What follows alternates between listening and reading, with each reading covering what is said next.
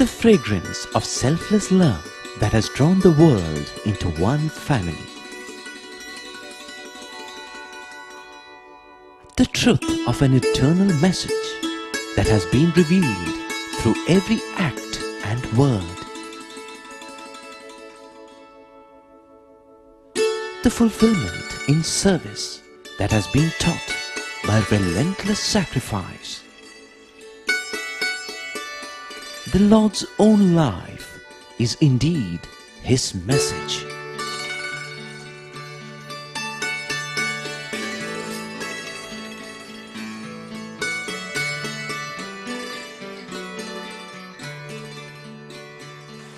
Sai Ram, and greetings from this valley of peace.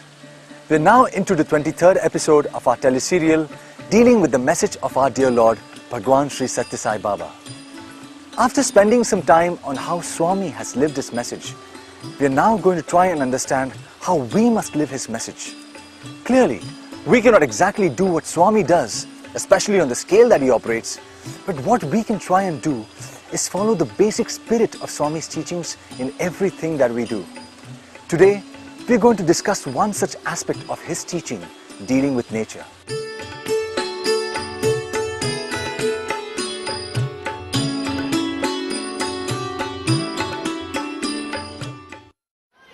We are all a part of nature, but it is amazing how little people of today appreciate that. That is largely because of the way we live.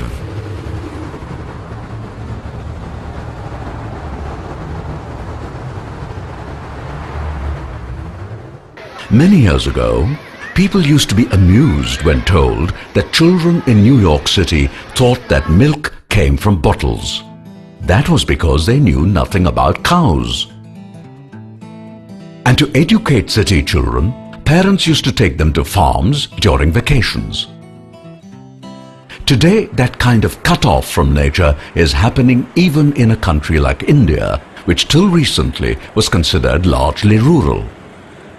People live in cramped houses and hardly get to see even the sky. And at night, the stars in the sky are often not visible, both due to pollution as well as city glare. We hardly realize how damaging is this isolation from nature. Baba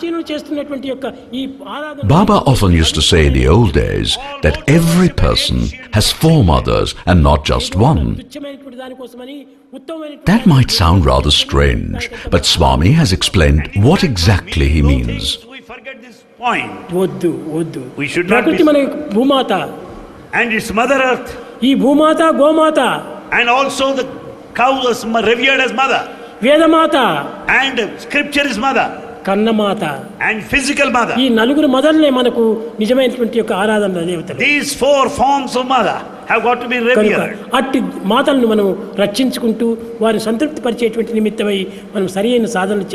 to respect and worship the mother, the physical mother, the cow the mother, the scripture is mother.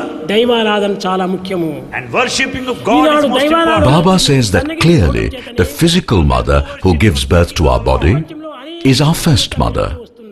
Swami referred to the physical mother as Sharira Mata. Next comes the cow, which by giving milk nourishes young children. Swami referred to the cow as Gomata.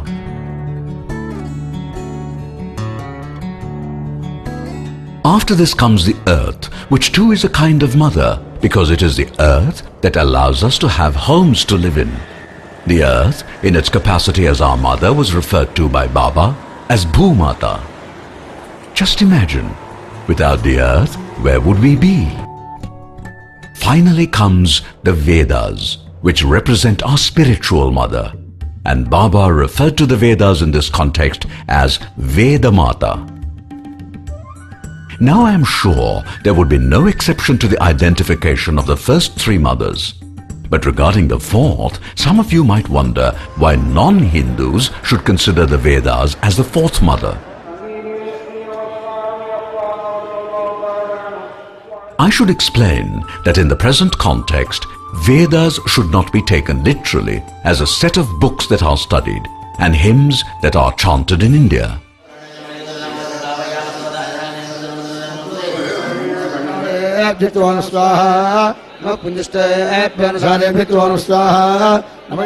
Rather, the term Vedas is a generic term for scriptural knowledge.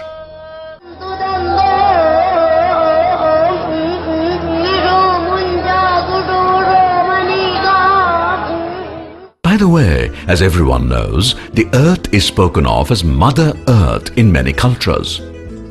In a sense, the earth is a proxy for the whole of creation or nature, meaning that since we are all a part of creation or nature, we really ought not to forget either our connection to nature nor what we owe to nature. We don't quite realize it, but as Swami says, our best teacher is Mother Nature herself, who teaches us using a book called The Universe.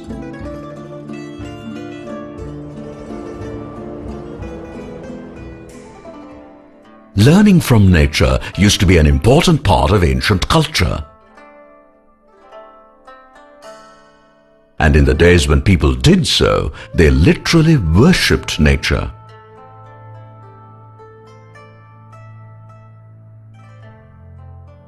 Let us now consider two examples of people learning from Mother Nature. We start with a lesson taught by Krishna to his devotee Uddhava. One day, Uddhava asked Krishna for special spiritual teaching. Krishna replied, "Uddhava, I am pleased with your spiritual thirst. But do you know that lessons can be learned from everything you see around you? A messenger of the Lord named Dattatreya taught this to my ancestor Yadu." Dattatreya said, "O king, nature is the best teacher, and I have learnt so many things from various entities in creation. The earth bears all loads silently. This taught me the importance of forbearance and patience, and the need to be firm like a mountain. In the sky, we see clouds and think there is no connection between the sky and clouds. This is wrong. I learned that in the same way, there is a connection between our body and the Atma within. For where did the five elements making up the body come from, except God or Atma? Do you know that the python never goes in search of food? It just eats whatever comes in its way. Sometimes it has to wait for days, but it does so patiently. This taught me that man should accept with fortitude whatever life offers, be it favorable or unfavorable. We have all seen the moth flying towards a flame and then becoming a prey to it.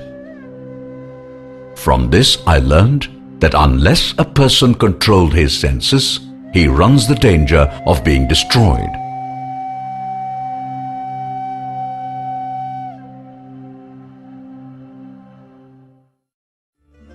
The bee taught me a beautiful lesson. Have you noticed that the bee never hurts the flower from which it sucks nectar? Also, it never takes more than a limited amount. That taught me contentment and the importance of being kind to the one who gives. The least one could do is not to harm that person. After describing many such examples from the teachings of Dattatreya, Krishna finally said, "Uddhava, nature is a great teacher, but lessons are not readily apparent. You will learn the lessons only when you train yourself to search beneath the surface and look for a meaning. Creation is beautiful, but do not be dazzled by it. Look beyond, and you would see the Creator who is much grander."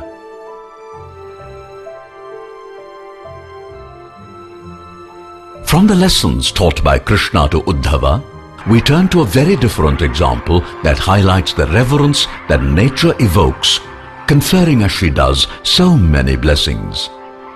In the middle of the 19th century, during their westward march, the settlers in America, after fighting many wars, made a settlement by which land belonging to native Indian tribes was transferred to the government in Washington.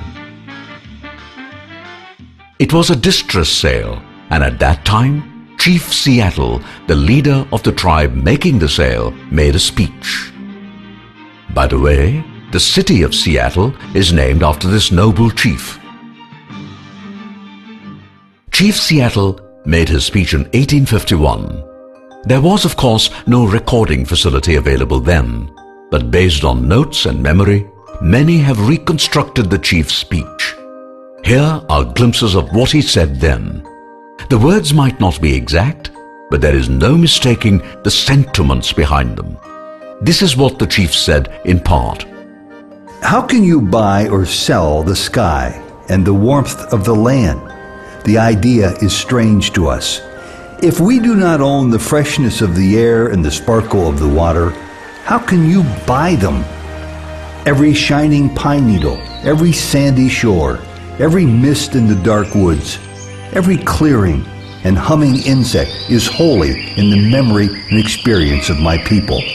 The sap which courses through the trees carries the memories of the red man. Our dead never forget this beautiful earth, for it is the mother of the red man. We are part of the earth, and it is part of us. The perfumed flowers are our sisters, the deer, the horse, the great eagle, these are all our brothers. The rocky crests, the juices in the meadows, the body heat of the pony and man, all belong to the same family. This land is sacred to us. This shining water that moves in the streams and rivers is not just water, but the very blood of our ancestors.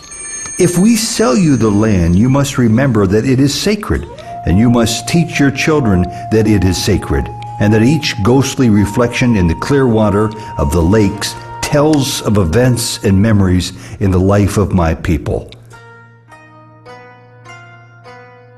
The waters murmur is the voice of my father's father. The river are our brothers, they quench our thirst. The rivers carry our canoes and feed our children. If we sell you our land, you must remember and teach your children that the rivers are our brothers and yours, and you must henceforth give the rivers the kindness you would give any brother. We know that the white man does not understand our ways. Our ways are different than your ways. The sight of your cities pains the eyes of the red man. There is no quiet place in the white man's cities, no place to hear the unfurling of leaves in springtime or the rustle of the insect's wings. The clatter only seems to insult the ears. And what is there to life if a man cannot hear the lonely cry of the whippoorwill or the arguments of the frogs around the pond at nighttime? I am a red man and do not understand. The Indian prefers the soft sound of the wind darting over the face of a pond and the smell of the wind itself, cleaned by a midday rain or scented with pine. The air is precious to the red man, for all things share the same breath. The beast, the tree, the man, they all share the same breath. The wind that gave our grandfather his first breath also receives his last sigh. We will consider your offer to buy our land. If we decide to accept, I will make one condition. The white man must treat the beasts of this land as his brothers. I am a savage and do not understand any other way. I have seen 1,000 rotting buffaloes on the prairie left by the white man who shot them from a passing train. I am a savage and do not understand how the smoking iron horse can be made more important than the buffalo that we kill only to stay alive. What is man without the beasts? If all the beasts were gone, man would die from a great loneliness of the spirit. For whatever happens to the beasts soon happens to man. All things are connected.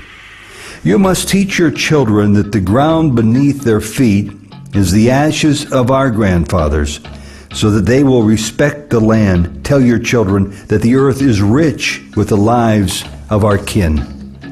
Teach your children that we have taught our children that the earth is our mother. Whatever befalls the earth befalls the sons of earth. If men spit upon the ground, they spit upon themselves. This we know, the earth does not belong to man. Man belongs to the earth. This we know, all things are connected like the blood which unites one family. All things are connected. The Almighty is above all. He is the God of all man, and His compassion is equal for the red man and for the white. The earth is precious to Him, and to harm the earth is to heap contempt on its Creator. All shall pass, the whites as well as the tribes. But in between, God has brought you to this land, and for some special purpose gave you dominion over this land and over the red man.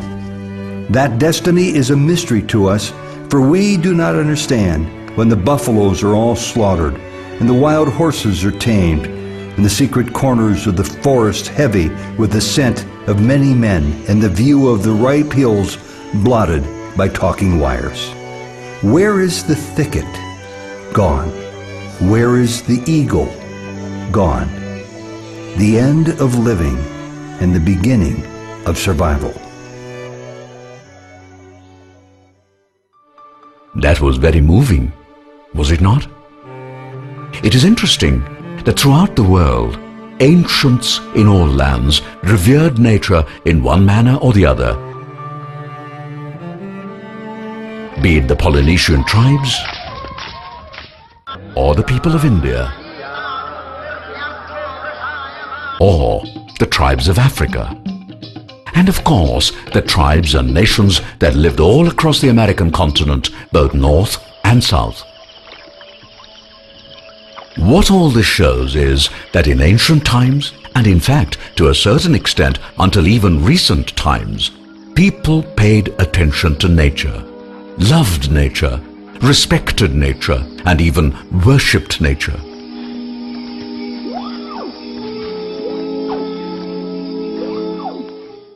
Now suddenly much of that seems to have vanished. People are wiping out forests on a massive and unprecedented scale. Land is being grabbed left and right in the name of urbanization.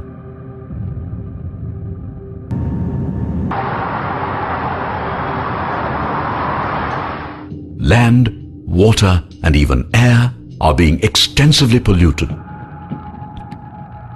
Valued species of wildlife are being heavily hunted, some to almost extinction. The list goes on and on. Why is all this happening?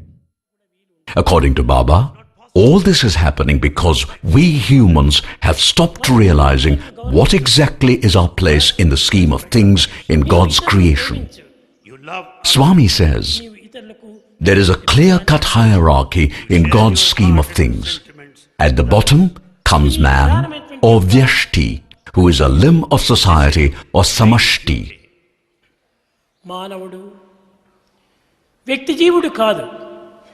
Man is not merely an individual. He belongs to a community. Individual is a soul. Community is divinity. Society, or Samashti, is itself a small aspect of nature, or Srishti. What about nature, or Srishti? It too is nothing but a limb of God Almighty, or Parameshti. There is thus the totem pole, Vyashti, Samashti, Srishti, and Parameshti. Humans must realize where they stand and play their role accordingly. In particular, every individual must make sure that no action of his harms society or is injurious to nature in any way. All such actions could cause pain to God and must therefore be avoided. Well, that is what Swami tells us. And do you know where all that must start? Can you guess? Well, Swami has himself given us the answer. He says, Bangaru, it all starts with sealing on desires. Think about it, and that would tune you for our next episode. Meanwhile, thank you for being with us, and we hope that you join us again tomorrow. Jai Sai Ram.